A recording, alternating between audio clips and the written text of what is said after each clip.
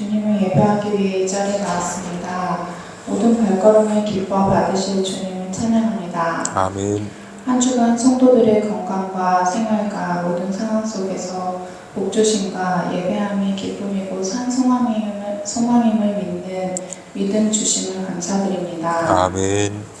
지난 한 주 동안 주님 주신 삶을 복되게 잘 살았는지 뒤돌아봅니다.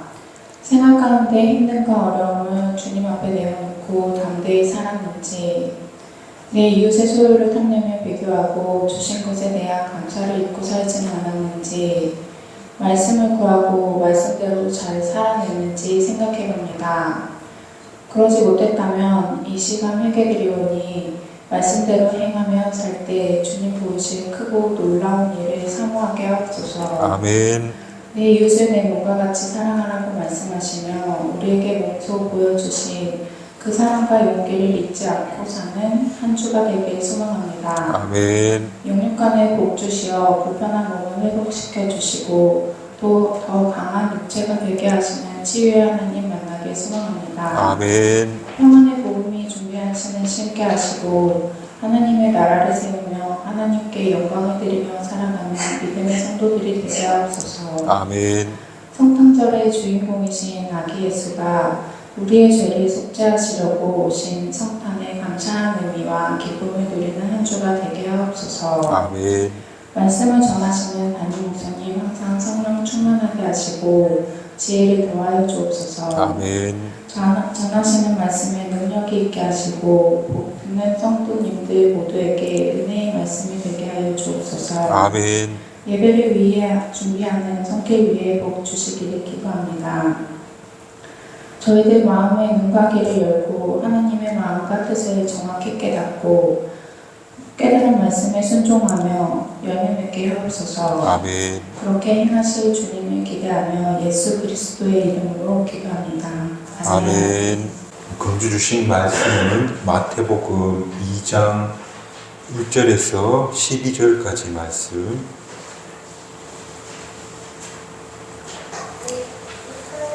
오늘은 한 절씩 나누어 읽고 마지막 12절을 다 함께 읽겠습니다. 한 절씩 교독하겠습니다. 헤로드 왕 때에 예수께서 유대 베들레헴에 나심에 동방으로부터 박사들이 예루살렘에 이르러 말하되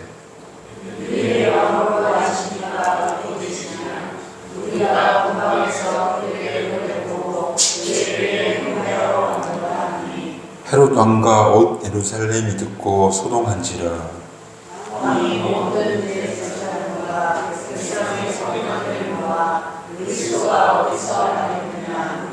이르되 유대 베들레헴이 오니 이는 선지자로 이렇게 기록된 바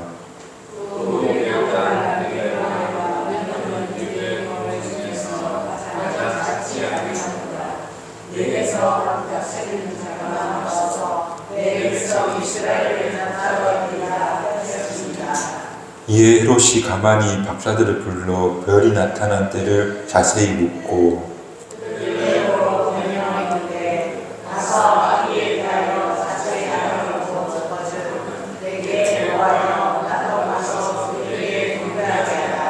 박사들이 왕의 말을 듣고 갈새 동방에서 보던 그 별이 문득 앞서 인도하여 가다가 악이 있는 곳 위에 머물러 서 있는지라.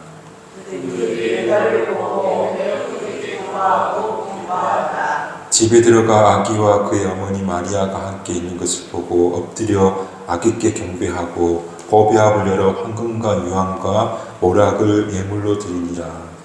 그들이 꿈에 헤롯에게로 돌아가지 말라 지시하심을 받아 다른 길로 보게 돌아가니라.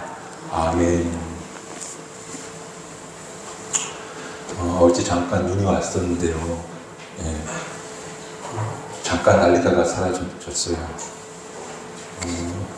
히말라야의 부탄이라는 나라는 첫눈이 오는 날이 공휴일로 무조건 첫눈 공휴일로 정한다고 한 이야기 들었어요. 하얀 눈이 온다는 건 주 남쪽 지역은 정말 기쁜 소식 같은 그런 느낌이 들어요.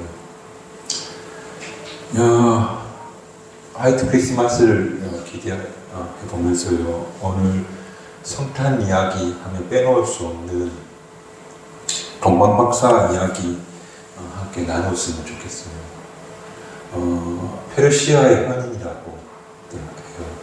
멸망당한 한 나라가 종교에 귀속했다. 그들이 바로 저 동방박사들이다. 그렇게 이야기하는데요. 그들은 별을 보고 아기 예수님을 찾아 경배하러 오는 그런 이야기. 이야기는 매우 좀 따뜻한 그 아름다운 느낌이 들지만 사실은 자세히 읽어보면 대단히 긴박한, 숨가쁜 그런 이야기가 된대요. 이야기 시작은 이렇게 되는데, 큰 별을 보고 동방에서 오랫동안 길을 찾아 나서다가 착각을 한 것 같아요. 어떤 착각이냐면 어느 지점에 오니까 별은 멈춘 거예요. 근데 그 멈춘 별이 아마도 여기 예루살렘인 것 같다. 예루살렘 충분히 그럴만하죠. 예루살렘 이스라엘 왕이 거주하는 곳이고, 또 성전도 있고, 도시가 큰. 그래서 왕이 이스라엘의 새로운 지도자가 온다면 아마도 예루살렘에서 태어나실 것이다 하는 당연한 생각을 가지게 되었고, 그리고 실제로 별이 예루살렘 위에 떠 있는 것처럼 보였어요. 아마도 두 가지 착각이 겹쳐졌을 텐데, 하나는 예루살렘이 거룩한 도성이니까, 그리고 별이 여기 위에 있으니까 당연히 예루살렘에서 왕으로 나실 리가 올 것이다. 그래서 예루살렘에 들어와서 왕으로 나시니가 어디에 있습니까? 하고 그걸 묻는 거예요. 여기저기 물으러 다녔겠죠.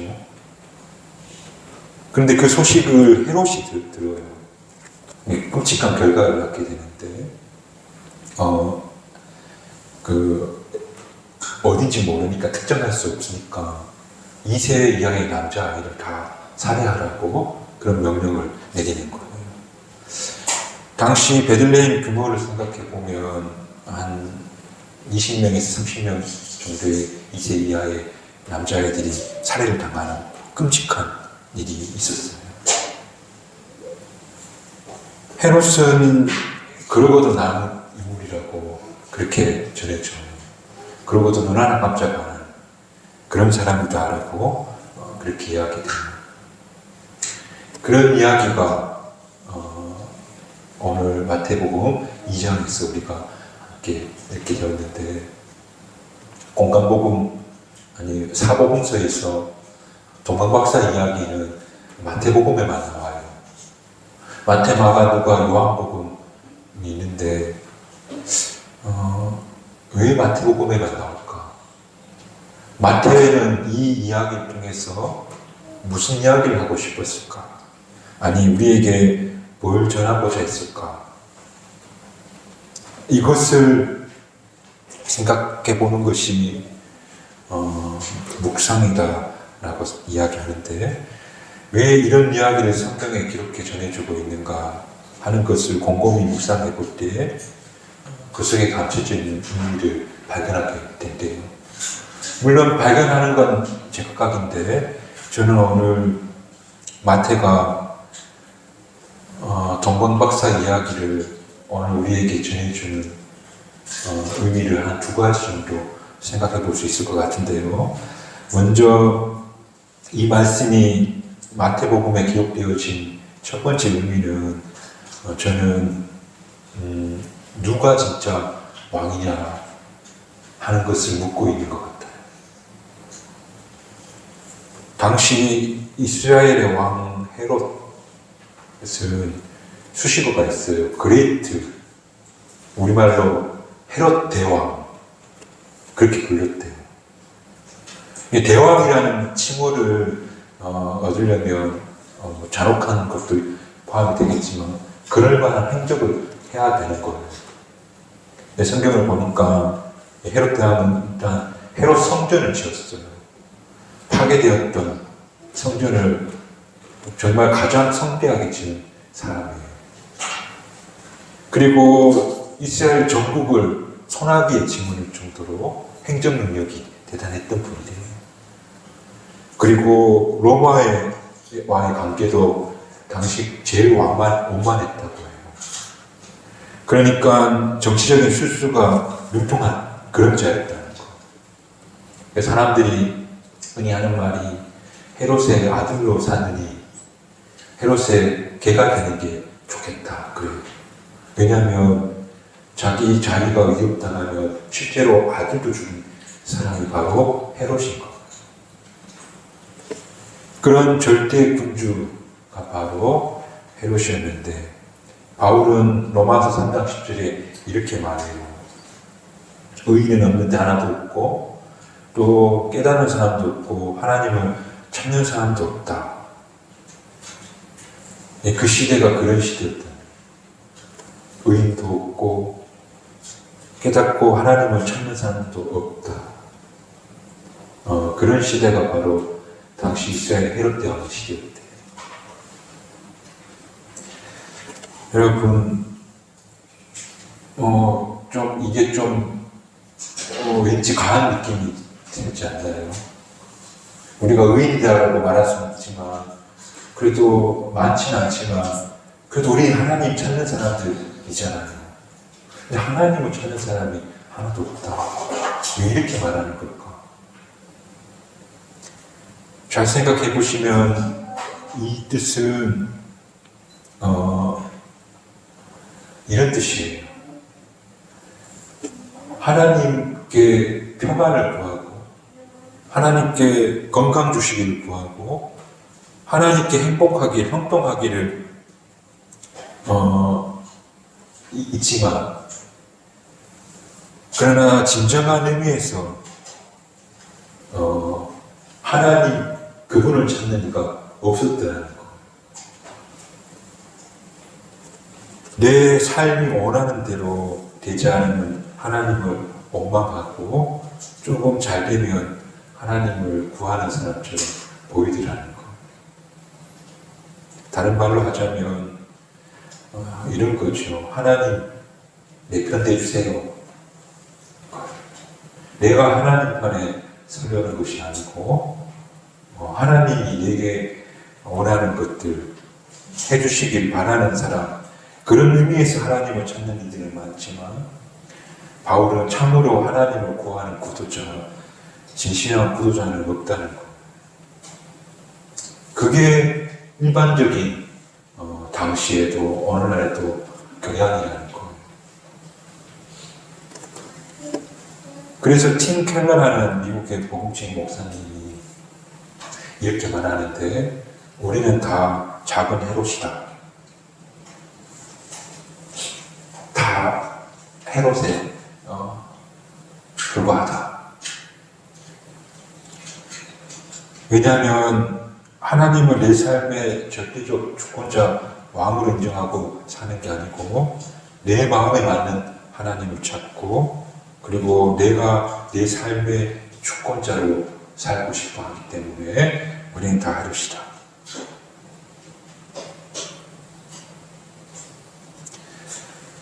헤롯이 악하고 잔인한 왕인데 그렇다고 우리가 다 악하고 잔인한 사람들은 절대 아니지만 그럼에도 불구하고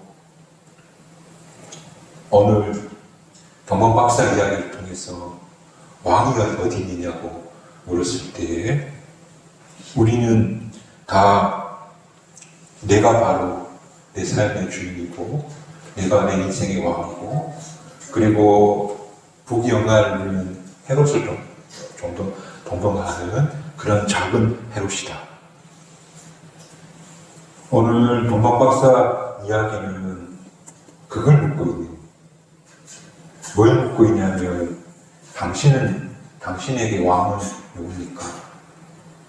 당신의 인생의 왕은 누굽니까? 조문 박사가 들어와서 그걸 묻는 거. 저 예루살렘에 군림하고 있는 헤롯입니까? 아니면 당신 자신입니까? 아니면 베들레헴 마구간에 태어난 아기 예수님이십니까? 마태는 마태복음에서 누가 당신에게 진짜 왕입니까? 하는 그 질문을 오늘 우리에게 묻고 있다는 겁니다. 그리고 마태는 분명히 진짜 왕은 바로 예수님이시다. 나도 헤롯도 아니고 진짜 왕은 예수님이다. 그래서 우리 인생은 동방 박사들처럼 마땅히 예수님을 섬기고 예수님을 경배하고 그리고 예수님이 명하신 길을 따라 걸어야 되는 그런 사람들이다. 오늘 우리가 기억했으면 좋겠습니다. 우리의 왕은 마구간에 태어나신 예수님이시다. 저 권력의 정점에 서 있는 헤롯이 아니고 그리고 그것을 추종하려고 길 나서는 그런 내가 왕이 아니고 바로 예수님이 왕이라는 것을 이 동방박사 이야기를 통해서 우리에게 오늘 선포하고 있다는 겁니다. 어떤 한 남자가 사막에서 길을 잃은 겁니다. 길을 잃어서 헤매다가 발자국을 본 겁니다. 저 발자국 따라가면 되겠다 하고 발자국을 쫓아가는데 아무리 가도 끝이 없는 겁니다. 날이 아침이 같고 날이 밝으니까 그때 깨달아지는 겁니다. 그 발자국이 누구 발자국이냐면 바로 자기 자신의 발자국이에요. 오늘 우리가 예수님이 나의 왕이시고 주인이시라는 정확한 고백이 없으면 아마도 자기 발자국을 쫓아 길을 계속 맴돌다 지쳐버리는 그런 인생이 될 수가 있습니다. 그러므로 저와 여러분은 우리 길을 안내해주고 우리 인생의 삶을 비춰주시는 진짜 왕은 예수님이다. 내가 고민해서 길 찾고 또 내 인생 내가 책임져야 되는 삶이 아니라 예수님이 내 인생의 왕이시고 그래서 그분을 의지하고 신뢰하고 걸어가겠다. 그때 참된 평화가 우리에게 임하게 된다는 사실을 오늘 저와 여러분이 꼭 기억하시기를 주님의 이름으로 축복합니다. 이곳에 왕으로 나신 이가 어디 있습니까? 그걸 물었을 때 저기 예루살렘에 있는 헤롯 왕이라고 말할 것이 아니라 바로 저 마구간에서 나신 아기 예수님이 왕이십니다. 그리고 그분은 저는 왕으로 모십니다 하는 분명한 고백이 있는 이 대인절 기간이 되시기를 주님의 이름으로 축복합니다. 그게 마태복음의 동방박사 이야기를 전해준 첫 번째 이유일 것이고 두 번째는 예루살렘이 아니고 베들레헴에서 예수님이 태어났다 하는 이야기입니다. 오늘 성경의 베들레헴은 가장 작지 않다. 바꿔 말하면 베들레헴은 실제로 가장 작은 마을이고 근데 이제 작은 마을이 아니라고 말하는 건 거기에 가장 낮은 자로 예수님이 오셨기 때문에 작은 곳이 아니다 그래요. 실제로는 작은 고을인데 이제는 예수님이 오셨기에 작은 곳이 아니라는 거예요. 크고 작고의 개념이 무너진 거예요. 실제로 그 베들레헴은 나사렛 지역에 있는 작은 고을인데 예수님의 제자였던 요한복음 나다나엘이 거기서 메시아가 나신다는 말을 듣고 그건 말도 안 돼. 거기에서 무슨 선한 게 나와 하고 막 비아냥거리는 말이 나와요. 그런데 작은 마을, 가장 그 낮은 계층의 목수의 아들, 그리고 가장 유추한 마구간 구리에서 예수님이 나신 것, 대단히 역설적인 거죠. 가장 작은 낮은 그것이 가장 큰 것이 됐다는 그 역설. 예루살렘이 큰 것이 아니라 베들레헴이 더 크다는 그 역설. 아, 이게 하나님이 일하시는 방식이구나. 골리앗을 목동 다윗이 이겨먹는 거예요. 아, 하나님이 일하는 방식이 이런 방식이구나 하는 것을 마태가 지금 이야기해 주는 거예요. 성경이나 고대는 장남이 모독을 취하는데 계속 보면은 동생 아벨의 제사를 받고 이스마엘이 아니고 이삭이 그 계획을 이어가고 에서 형이 힘세는 에서가 아니라 야곱이 므낫세가 아니라 에브라임이 계속해서 작은 이들이 선택을 받는 거예요. 베들레헴 나사렛 목수를 통해서 세상의 구원자가 나신 거예요. 조복하고 힘있는 수완 좋은 정치가 헤롯이 아니고 바로 마곡간의 아기예수가 섬기고 희생의 제물로 그런 이가 왕으로 오신 거예요. 동방 박사 이야기를 통해서 하나님이 일하시는 방식을 보라는 거예요. 사람은 저 큰 곳 예루살렘을 바라보지만 실제로 하나님이 역사하는 것은 저 작고 낮은 베들레헴에서 역사하신다는 거예요. 그러면서 너희들의 가치관을 한번 또 점검해보라는 그런 말씀이에요. 박사들은 분명히 실수했어요. 아까 앞서 말한 것처럼 왕은 예루살렘에서 태어날 거라고 하는 그런 실수인 거예요. 작은 마을에서 태어난다는 건 생각도 못해요. 세상의 대부분의 일하는 방식, 삶의 가치는 높아지고 유명해지고 많이 소유하는 것에 삶의 목적을 둬요. 그러나 이 성탄절, 이 마태복음의 동방 박사 이야기는 그게 진짜인지 생각해보라는 거예요. 그게 맞는 건지 한번 보라는 거예요. 하나님이 일하는 방식은 그게 아니라는 거예요. 앞서 제가 부탄 이야기, 히말라야 지역의 부탄이라는 나라 이야기했잖아요. 눈 오면 전원 어느 날 공휴일로 전한다. 그 나라가 GDP인가요? 3,000불. 근데 우리나라는 3만 불 넘어간다. 못됐다 하는데 한 10분의 1 정도 수준의 나라예요.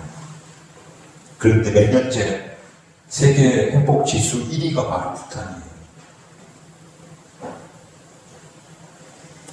부탄은 교도소에 수감된 인원이 50명이 안 됐대요. 정도. 교도가 자살을 했다 그러면 그 나라가 들썩 거렸대요. 부탄의 3대 왕은 이분이 뭘 했냐면 토지 계획을 하는데 왕의 그 토지도 다 백성들이 무상으로 나눠줬대요. 4대 왕은 뭘 했냐면 절대 군주제인데 입헌군제로 바꾼 거예요. 백성들이 왕이 시절 그렇게 안 하셔도 됩니다. 그렇게 하니까 그 왕이 뭐라 했냐면 부탄의 왕이 늘 좋은 왕만 있을 수 있다는 보장이 없기 때문에 입헌군제 법 아래 왕권을 준 거예요. 우리는 반대인데 그런 거예요. 또 5대 부탄왕은 시행시 때 이렇게 말하는데 나는 아이들의 표본이 될 수 있는 좋은 왕이 될 것입니다. 그러니까 아이들이 닮고자 하는 그런 왕이 되겠다고 그렇게 선언을 하는 거예요. 참 대단하다.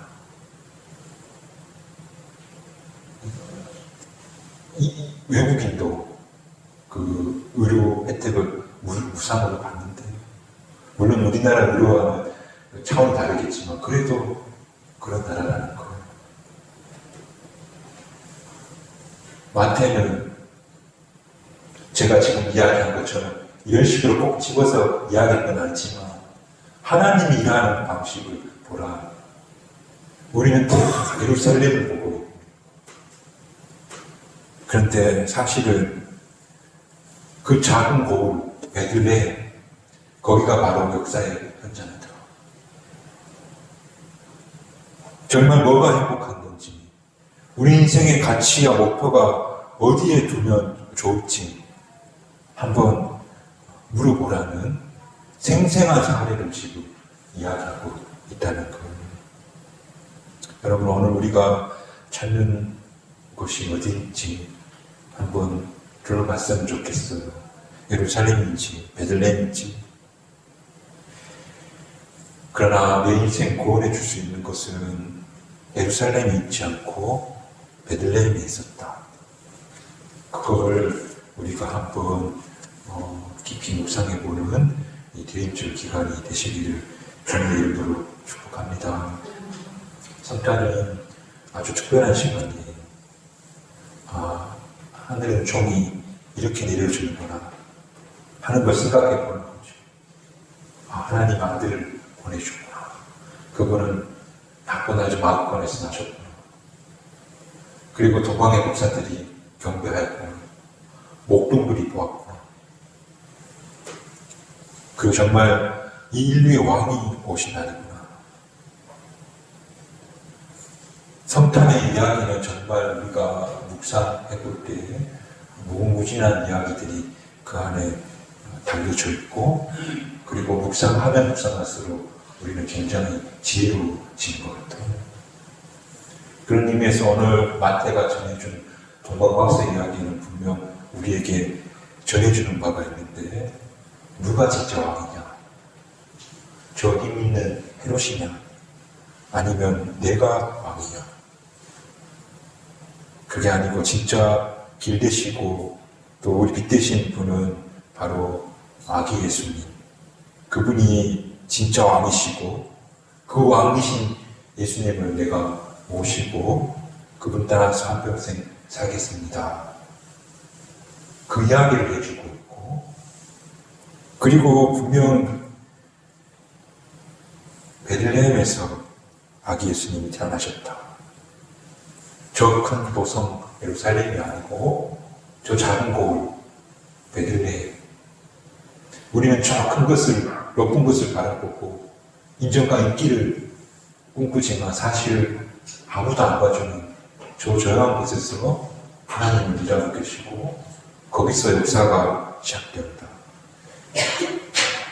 그걸 깊이 묵상해보는 대인절 기간 되셨으면 좋겠고, 이 두 가지를 조금씩 더 깊게 생각하면 생각할수록 참된 지혜에 가까워지게 되고, 그리고 우리는 비로소 평안과 행복을 얻게 된다 하는 사실을 기억하고 사는 대림절 네 번째 주가 되시기를 주님의 이름으로 축복합니다. 기도하겠습니다. 축복합니다.